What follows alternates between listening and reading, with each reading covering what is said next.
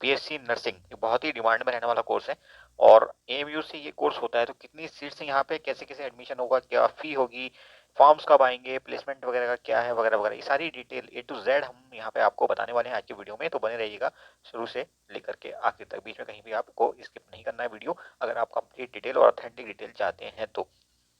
और कौन कौन सी बुक्स आप पढ़ेंगे, कैसे आप एग्जाम क्वालिफाई करेंगे, वगैरह वगैरह, ये सारी बातें भी हम करने वाले हैं। तो चलिए शुरू करते हैं। सबसे पहले हम बात करते हैं इस कोर्स की ड्यूरेशन की। तो कोर्स की ड्यूरेशन है 4 साल, क्योंकि ये रिसेंटली अभी इसको डिग्री में इन्होंने कन्वर्ट किया। और अभी भी यहाँ पे देखेंगे आप तो लिखा हुआ है कि अगर किसी रीजन से इंडियन नर्सिंग काउंसिल से हमें अप्रूवल नहीं मिला तो फिर आपको डिप्लोमा दे दिया जाएगा, डिग्री नहीं मिलेगी। यहाँ पे आप पढ़ सकते हैं। कोर्स कोड दिया हुआ है यहाँ पे, नंबर ऑफ सीट्स यहाँ पे मेंशन है 20, इनमें मेल को मिलती है सिर्फ 1 सीट और फीमेल के लिए 19 सीट्स।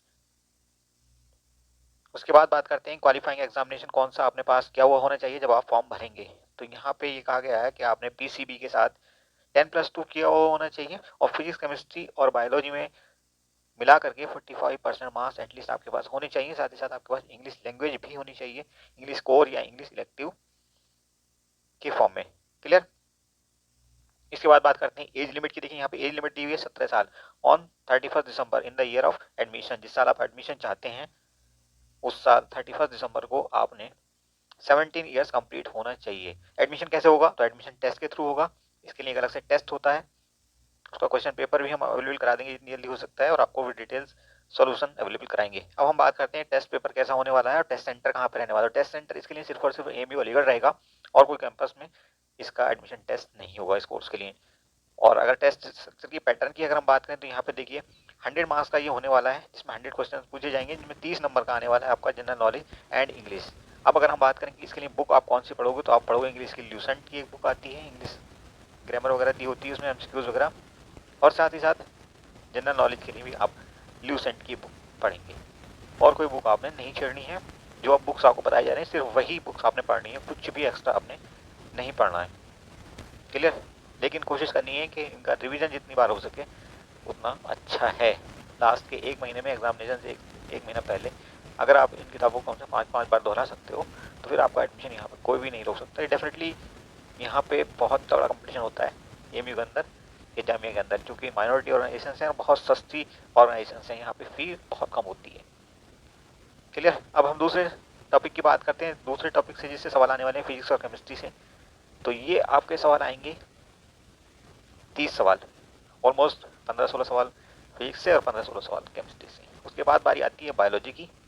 तो बायोलॉजी से आपके आएंगे 40 सवाल। अब देखिए सिलेबस की अगर हम बात करें इंग्लिश और जनरल नॉलेज का, हमने बता दिया कि लूसेंट आपको कंप्लीट कवरेज दे देगा। इसके बाद हम बात करते हैं फिजिक्स और केमिस्ट्री की। तो ये आपका एनसीईआरटी का पूरा सिलेबस यहाँ पे दिया हुआ है। ऐसे ही बायोलॉजी के लिए आपको एनसीईआरटी की बुक्स पढ़नी है। कौन कौन सी क्लास की, क्लास 11th और 12th, 11th और 12th की फिजिक्स केमिस्ट्री और बायो पीसीबी की बुक्स आपको अच्छे से पढ़नी है, क्योंकि कंपटीशन काफ़ी टफ होता है, फी बहुत कम होती है, इसलिए कंपटीशन काफ़ी टफ हो जाता है। अब डिटेल में हम आपको बता देते हैं कि सिलेबस में आपको क्या क्या पढ़ना है। वैसे तो हमने बता दिया मोटे तौर पर, अगर आप एनसीईआरटी सीधे पढ़ लोगे तब भी आपका काम हो जाएगा। लेकिन कई लोगों को यकीन नहीं आता कि सर एग्जैक्टली आपने बताया नहीं क्या क्या सिलेबस में है क्या नहीं है, तो हम आपको दिखा देते हैं। ये आपको वेबसाइट पे मिल जाएगा सिलेबस अगर आप ढूंढोगे तो। अदरवाइज आप हमसे भी कॉपी ले सकते हो या टेलीग्राम से जुड़ करके हमारे ग्रुप में आकर के आप ये सेलेक्ट कर सकते हो। फैकल्टी ऑफ मेडिसिन यहाँ पे क्लियर कट लिखा हुआ है, BSc nursing program. The candidate will be selected on the basis of admission test and test shall comprise questions of English, science, physics and chemistry, biology, general knowledge. Okay. और यहाँ पे आप देख सकते हो सिलेबस इज नॉट अवेलेबल। तो English के लिए सिलेबस अवेलेबल नहीं है, इसका मतलब ये है सीधे से कि ग्रामर की जो जनरल चीज़ें वो आपने पढ़नी है, जिनमें आपका वर्ब हो गया, एडवर्ब हो गया, नाउन हो गया, प्रोनाउन हो गया और कंजक्शंस वगैरह हो गए, आर्टिकल्स हो गए, सेंटेंस का टाइप हो गया, एक्टिव पैसिव हो गया, डायरेक्ट इनडायरेक्ट वगैरह वगैरह, ये सब आपने पढ़ना है। वो आप लूसेंट की बुक जब आप हाथ में पकड़ोगे किसी कंपटीशन के लिए तो वहाँ पे सारे टॉपिक्स भी आपको मिल जाएंगे। ठीक है। बहुत टफ लेवल का नहीं होता एग्जाम, लेकिन चूंकि कंपटीशन बहुत ज़्यादा है इसलिए आपको अच्छे से तैयारी करनी पड़ेगी। अदरवाइज ढील देंगे तो फिर आपको पता कहीं एग्जाम में सिलेक्शन होने वाला है नहीं। चाहे जितना एग्जाम आसान हो, चाहे जितने लोअर लेवल पे हो, लेकिन आपका सिलेक्शन तभी होगा जब आप अच्छे से तैयारी करेंगे, क्योंकि कंपटीशन का टाइम आ चुका है, हर जगह लोग अवेयर हो चुके हैं। अब देखिए यहाँ पे बायोलॉजी का दिया हुआ है, तो इसने क्या कहा कि क्लास 11th थ्योरी पढ़नी है आपने पूरी, और ये चैप्टर वाइज वही सब कुछ है जो कि 11th का एक भी चैप्टर यहाँ पे मिसिंग नहीं है, ध्यान करना। आप चाहो तो खुद ही मैच कर लेना, हमारा मैच किया हुआ है जो कि हमें याद है सिलेबस। हम बायोलॉजी और केमिस्ट्री वगैरह फिजिक्स वगैरह ये देखते रहते हैं नीट वगैरह के लिए, तो ये हमें सब पता है कि यहाँ भी एक भी चैप्टर जो है मिसिंग नहीं है। 11th 12th का जो भी सिलेबस है एनसीईआरटी में वो सबका सब यहाँ पे कवर्ड है। क्लास 12th के लिए थ्योरी, रिप्रोडक्शन देखिए सब बायोलॉजी का चल रहा है। ठीक है, इकोलॉजी एनवायरनमेंट ये जूलॉजी का आ गया।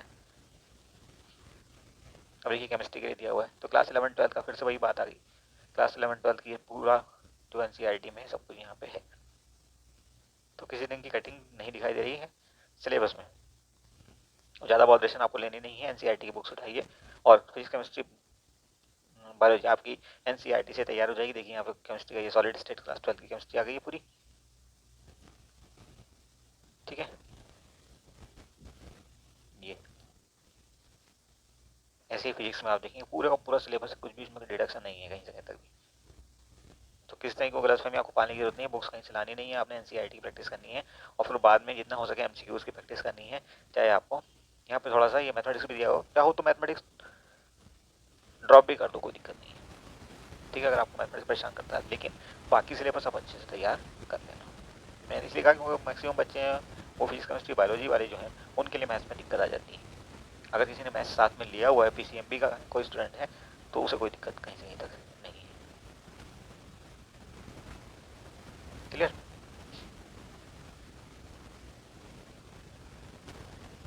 ओके, अब बात कर लेते हैं प्लेसमेंट की। तो प्लेसमेंट तो आपको पता है कि बीएससी नर्सिंग का कोर्स है और अभी तो पेंडेमिक पीरियड चल रहा है, तो लोगों की इतनी कमी है कि आप कहीं से भी अगर ये कोर्स कर लेंगे तो आपको प्लेसमेंट में कहीं से कोई दिक्कत आने वाली नहीं है। लेकिन अगर आप एमयू से करेंगे डेफिनेटली उसका एज होता है, उसका अलग ही फ़ायदा होता है, उसकी बात ही कुछ और है, रेपुटेशन उसकी कुछ और है। और एमयू का एक पढ़ने का फ़ायदा ये भी होता है कि फिर जो है आप नेक्स्ट कोर्स के लिए आपके बच्चे भी जो हैं वो इंटरनल कैंडिडेट माने जाते हैं, वो आपको पता ही है। ठीक है, अगर फ़ी की हम बात करें तो फ़ी भी यहाँ पे बहुत कम है। ज़्यादातर कोर्सेज की फ़ी जो है वो 12-13 हज़ार के आसपास है। यहाँ पे बॉयज़ की और गर्ल्स की फ़ी में थोड़ा सा डिफरेंस होता है, ऐसे इंटरनल और एक्सटर्नल कैंडिडेट्स की फ़ी में भी थोड़ा सा डिफरेंस होता है, बट ये 12-13 हज़ार से ऊपर जनरली किसी कोर्स में होती नहीं है, एक्सेप्ट कुछ कोर्स जैसे कि आपका BDS है तो वहाँ पे आपका 38,000 के आसपास होती है पर एनम। ऐसी MBBS जैसे कोर्स में थोड़ी सी और बढ़ जाती है, 40,000 के आसपास है। तो कुछ भी वरी करने की जरूरत नहीं है, फ़ी पॉइंट ऑफ व्यू से यहाँ पे बहुत ही सस्ता मामला है। एमयू में लोग इसलिए आती है क्योंकि यहाँ क्वालिटी भी मिलती है और बहुत चीपर रेट पे मिलती है। ठीक है, बाकी एमबीबीएस वगैरह के बारे में आप अच्छे जानते हो कि एमबीबीएस यहाँ पर कितना डिमांड में रहता है, और नर्सिंग कोर्स तो हर जगह के डिमांड में रहते ही रहते हैं, आपको पता है। तो आपको सब कुछ क्लियर हो गया है, A to Z हमने क्लियर कर दिया। क्वेश्चन पेपर हम जितनी जल्दी हो सकता है आपको सारे के सारे अवेलेबल कराने की कोशिश करेंगे, और कोशिश करेंगे कुछ प्रैक्टिस सेट्स भी आपको अवेलेबल करा दी जाए। एमसीक्यूज की जितनी ज़्यादा हो सके प्रैक्टिस करना, भले ही नहीं कि पुराने क्वेश्चन पेपर आपको 10 साल 15 साल के 20 साल के पढ़ने पड़े, वो भी आप पढ़ लीजिएगा। अगर आपको प्रैक्टिस करनी है तो उससे अच्छा फिर कुछ भी नहीं है।